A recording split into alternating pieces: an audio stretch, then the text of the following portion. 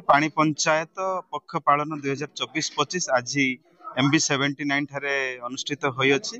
एठारे 116 पानी पंचायत चाषी को डका जाइथिला। अंचल रो 8 डिवीजन अंडर रे जेते चाषी अछंती समस्त को डका जाइथिला एवं पानी पंचायत एवं पानी रो सुविनियोग केमिति करि परिबा ता ऊपर आलोचना करा जाइथिला। चाषी को सचेतन करा जाइथिला।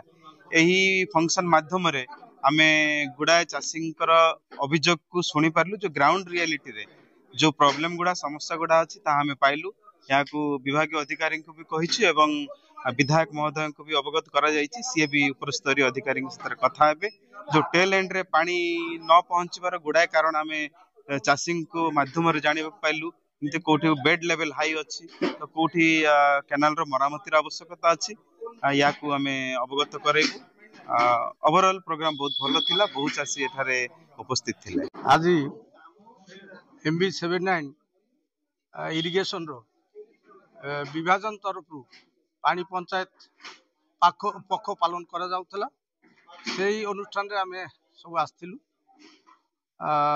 पानी रो सुविनियोग किमिति हेई परिबो, चाषी रो आय द्विगुण किमिति हेई परिबो ता ऊपर गोटे चर्चा आलोचना हला।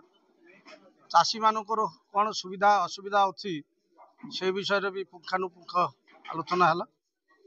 जो जगह मानकर पानी पहुंची पारु नहीं, कौन पाई पहुंची पारु नहीं, से विषय दिशा निर्देश करने एसी महोदय को अनुरोध करिछि एवं डिटेल रिपोर्ट गोटे मागिछि जे कौन पाई तेल को पानी जाई पारु नहीं, से पाई से माने गोटे डिटेल एक्शन प्लान तैयारी करी हमर एमएलए महोदय को दियंतु। एमएलए महोदय विधानसभा को ताकू उपस्थापन करिवे एवं तारो सुचारू समाधान केमिति हेई परिबो सेति व्यवस्था करिवे।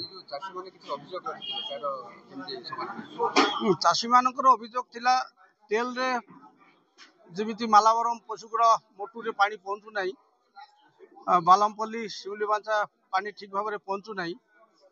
सेटा आमे एसी सार संगे डिस्कशन कलु।